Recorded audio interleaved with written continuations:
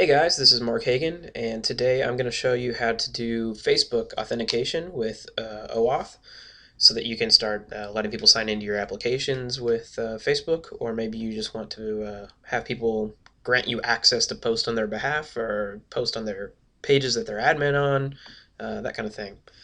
It's very easy to do, but I can't seem to find, or I couldn't seem to find any super easy, here's how you do it type examples, so I figured I'd make one.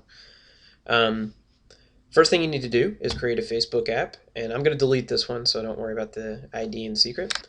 But just go to developers.facebook.com/apps, click the apps icon up here, click new app, name it whatever you want, type in the CAPTCHA, and you get an app. What you really care about are these two identifiers, the app ID and the app secret. So what you need to do is create your application, right? Create a new Visual Studio project to run this in, and this is mine, just an empty solution so far, and we'll fill it out here in a sec. I'm going to copy the URL here, which you can get by just running the app and grabbing that from the URL bar, or if you click on the project itself, you'll see the URL down at the bottom. So I'm going to take that URL, I'm going to click website with Facebook login, and I paste it in the URL. And then that's it. I scroll down and I save my changes. Alright, so this application is now ready to use with Facebook. So we're going to copy out a couple of these variables, app ID, app secret, and we'll use them here in a second. So let's go over here and create a new item. And what we'll call this is Facebook sync. It's kind of what it does. Just a web form called Facebook sync. And this form is going to do two things. The front doesn't matter because the user will never see this page. This is strictly you send your users to this page, and the output is they're authenticated with your website, and you have an ID that you can then reference, which lets you post on their behalf or look them up, that kind of information. So go to the code view, and let me zoom in on this so you guys can see a little bit better. That's huge. We'll go 150 this time. Oh yeah, much better. I'm not going to do too much here, so let's just create a simple check authorization, and this will be the method that we'll use to do our authorize.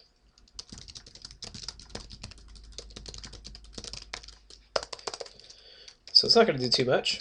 There's that ID I copied.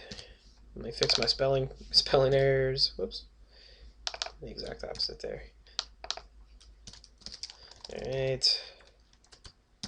So, again, this is where we're going to put in our key. So we have our app ID. So let's create a string app ID equals this.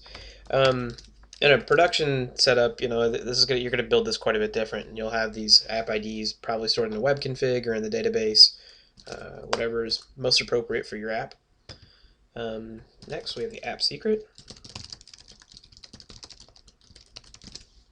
So now that we have our two variables defined, we need to figure out how we need to use them. Okay, so now you're looking to do two things with OAuth. The first is you're going to redirect the user to the OAuth authorize URL on Facebook's website for the Graph API. And in response to that, they're going to give you a code. Facebook's going to give you a code. And then once you have that code, you then use a web request and tell Facebook, hey, I have a code, now please give me an access token. So it's a two-part communication there. And you'll call a different URL, slightly different URL, pass in the code that they gave you the first time, and in response to that, Facebook will say, oh, awesome, here is your token for this user. And you can now make posts on behalf of that user if you've requested those permissions, or you can authenticate that user however you want to do it. So let's do that. The first thing we need to do is say, well, have I already done the post back? Do I already have a code, basically? So I can do this. I can say if request, code is equal to null. If this condition is true, then it means we haven't yet requested a code, because we're just going to tell Facebook to send us right back to this exact page, and we could do all of the code we need in this function, right, in this method. So if my code is null, then that means I haven't yet done my request to Facebook, so I can do response.redirect, and to this I'm going to pass in string.format, and then well, I should have just copied this out. I think it's HTTPS graph.facebook.com/OAuth/authorize client. Bring this down a line. And ID is equal to, and oops,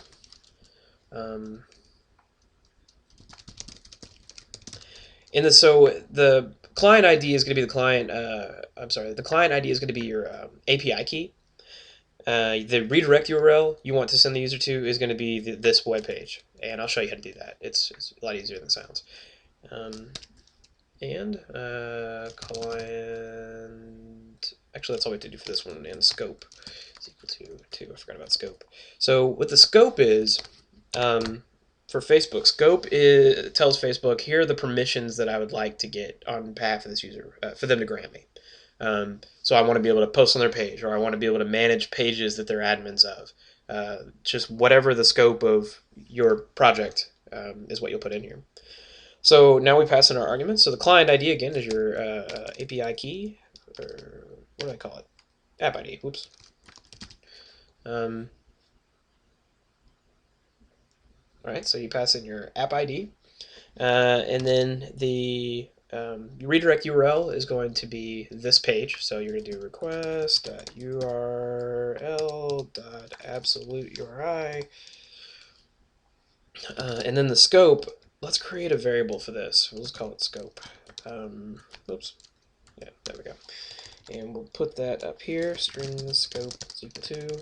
And for this example, we're going to request a couple of permissions, just because a lot of you guys are probably going to be looking for how to post on people's pages. So we'll do both. We'll do both how to post on my stream and how to post on my page. Publish stream, comma, manage pages. All right. So the first one here, the publish stream, lets you post on the user's user stream, and this lets you manage their pages and post on those pages' behalf, post on their behalf under those pages, right? And that is pretty much gonna be it, I think. So let's kill this guy. So this will take care of the first condition, right? This is going to send the user to Facebook, to this URL that we've crafted. Facebook is going to respond with a variable called code. They're going to post that to our page. So we can do else. This condition will only be met if code is not equal to null, meaning that they've passed that variable to us. So now we actually have to do the core of the work, right? So let's do that, right? What we're going to do first is create a dictionary, string, and we're going to call this tokens. And this dictionary object is going to store just the parameters that get passed over from Facebook. So if they sent us the parameter list is in their API documentation. For this example, we're only going to care to really pull out one or two. The access token for sure, because that's how you do work on behalf of the user. All right, so we've newed up a dictionary, and this will store our tokens eventually, right? So how do we get those tokens, right? First thing we need to do is create another URL. Format. And this one's going to be a little bit different. I told you it was kind of similar, because you're still going to do the graph8.facebook.com/OAuth/. All right, so this is where it differs, right? Before you called authorize, now you need to call access token. And to this, you pass in the same variables as above.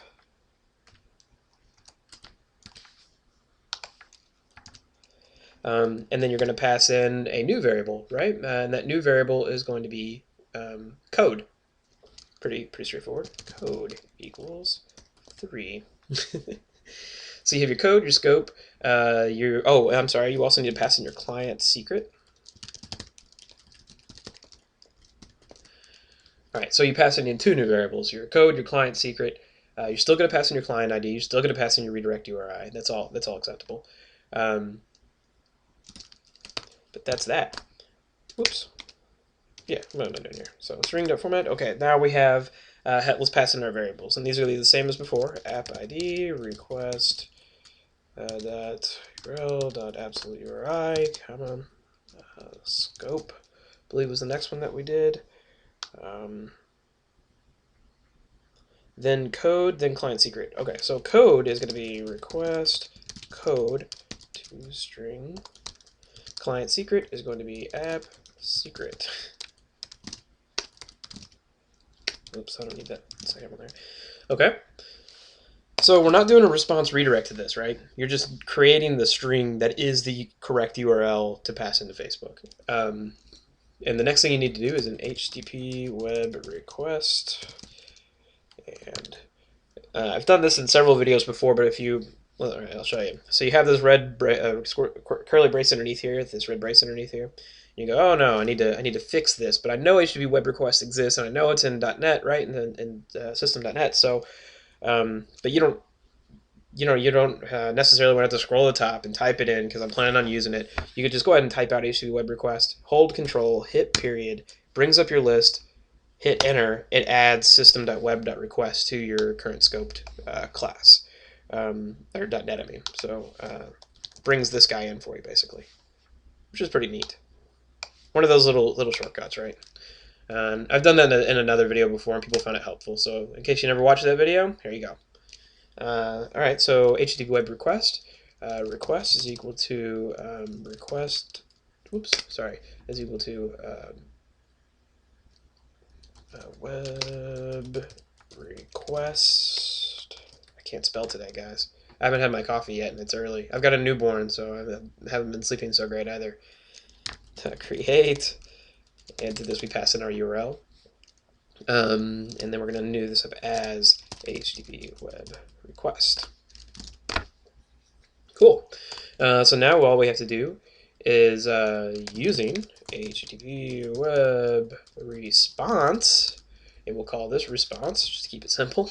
It's equal to request.get response, and then we have to label this as what it is, as HTTP web response.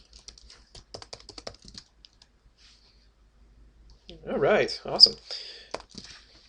So now we have our web response, right? And what we need to do is read that response, parse out the tokens that came back, and then really just ninja out our access token. So I'll show you how to do that. So you're going to do stream reader, and we'll call this little guy reader because we are super creative with our variable naming. Control period, you include system IO, thank you. Is equal to new stream reader, and to the stream reader we're going to pass in our response .get response stream. Whoops, what am I doing? Okay, let's try this again. All right, so we have our reader variable string vals. This is the things that are appended back from the client. These are the things that are posted back to us. Is equal to reader dot read to end. Pretty straightforward. Now we do for each string token in vals dot split, and we're going to split these on the ampersand because that's obviously how web variables get sent, right? So we're splitting on the ampersand, and then we're going to do our tokens dot add. And we have a couple of things we need to do here first. We need to figure out what variables on the left side of the equal sign and the right side of the equal sign. So you're just parsing out the query string is all this is. So we're going to do token.substring. I can't spell substring. There we go. and we're going to start at 0, and we're going to go to the token.index of, and we're going to do the first equal sign that we find, right? So equal. All right, and there's that'll be our variable name. And now we're going to do token.substring, and this time we're going to start at token.index of, and we're going to get the start after the equal sign, right? So there's our +1 to get me past that equal sign and into the next thing.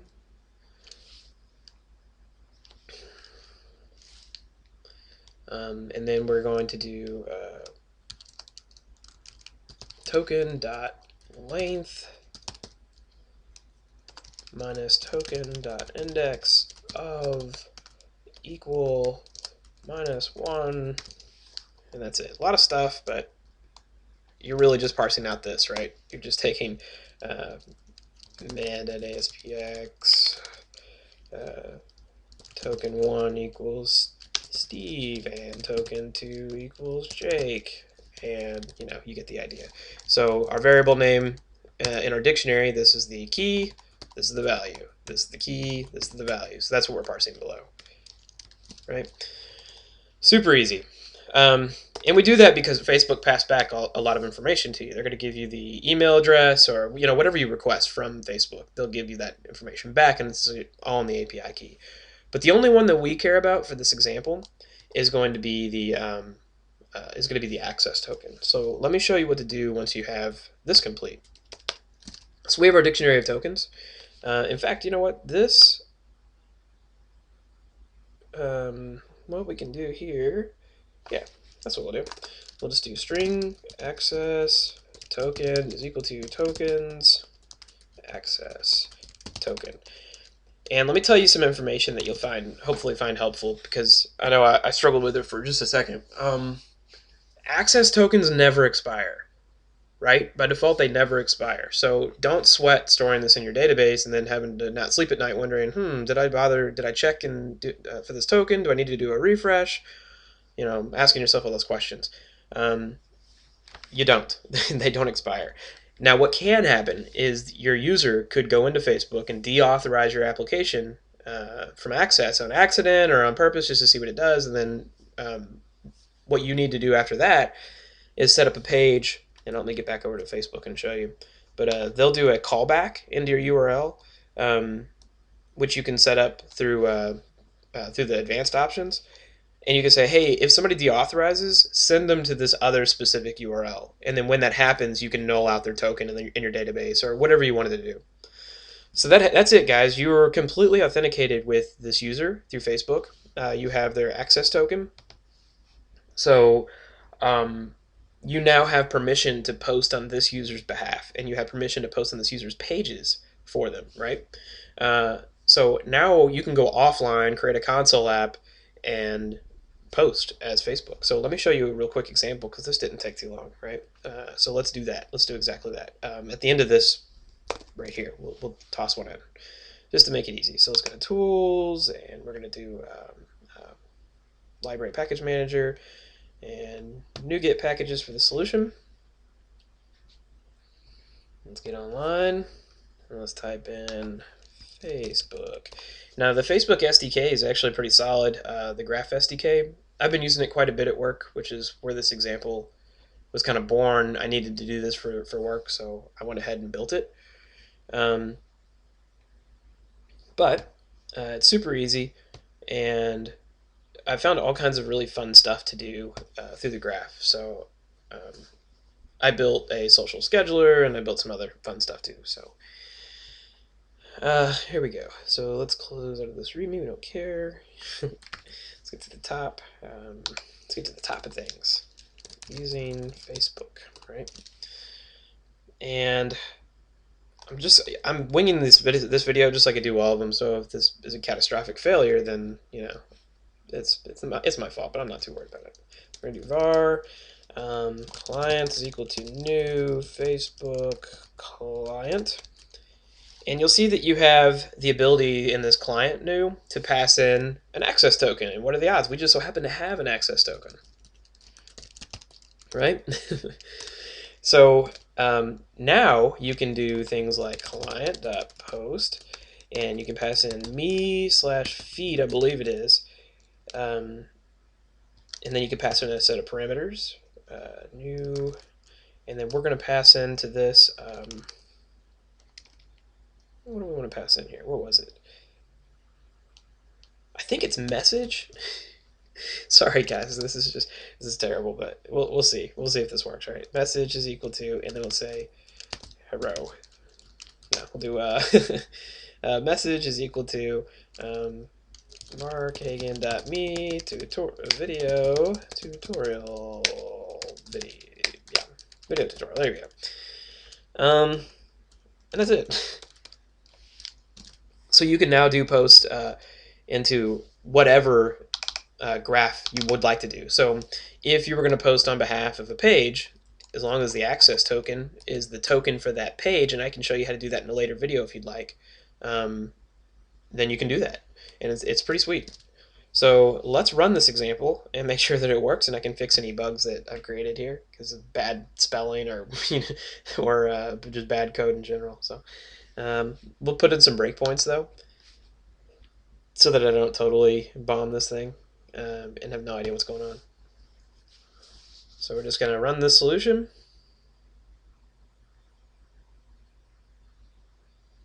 I'm on my laptop today. Typically, whenever I'm doing these videos, I'm on my desktop, which is quite a bit quicker, and we don't have as many delays. But again, I've got a newborn, so I'm on borrowed time just to shoot these things. Because I plan on doing this video, and then I also would like to do another one for another one for Twitter. So I put the breakpoint in the wrong spot basically. So I'm gonna put it in here before this response redirect so you can see what happens. So the code is null because we haven't hit Facebook yet. So we're gonna send our user to this URL, and when it comes back, we're gonna come down into this dictionary, right? Into this else block. So let's hit F5. And here we go. So I have my first misspelling. So missing, you're a redirect URI parameter, right? So what I need to do now is come back over here, redirect. See, look what I did. I spelled URL wrong. URI wrong. But the good news is Facebook is pretty good about telling you. So that means I did it twice because I copied and pasted. But Facebook is pretty good at telling you what your mistakes are. You guys who've watched my videos before, you're already used to this. I make mistakes because real programmers do make mistakes, and I want you to see that so that you know that everybody makes mistakes and you know how to fix it, right? All right, so you were logged in as Mark Hagen. Sorry, you were logging into Mark Hagen Login, which is the app that I created, as Mark Hagen. And then this app will receive your basic info, right? Go to app. So here is where it requests the additional stuff. It says this app will be able to manage your pages and post on your behalf, and I can allow that or skip that, so I'm going to allow that. And it sends me back to my debug window, right? And let's let this guy run through to right here, and hopefully we don't have any issues. If we do have issues, it'll let us know, right? So string access token is equal to, and then I'm going to let this run down one more line. I would hit F10 and debug with you guys, but this is real fun.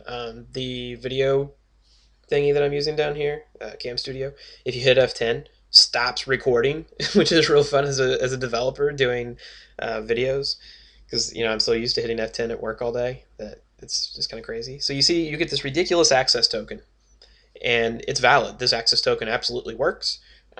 And I can now do anything within the Graph API as impersonating Mark Hagen, which is me, of course, but whatever user has granted you access. You can database that token and call it 3 weeks from now and do a post on my wall, right? That would work as well.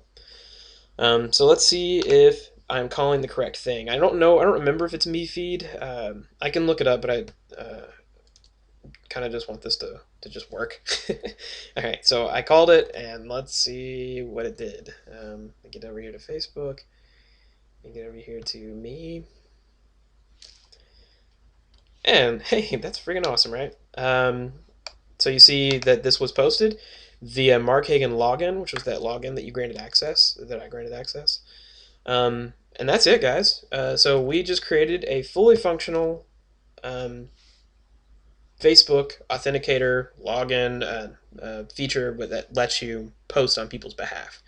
Um, this is super easy, but it seems like nobody, well, I'm sure somebody's done it, but I couldn't find any super simple examples where somebody just did the work that did exactly this, right? So here you go. And I'm going to post this on my website. And that website, again, is markhagen.me. And I hope that you guys are hitting up the website and browsing through my other tutorials. I have lots. Well, I have 9 on here, but I've actually got about 30 that I need to post. Well, 30 total after I post the others.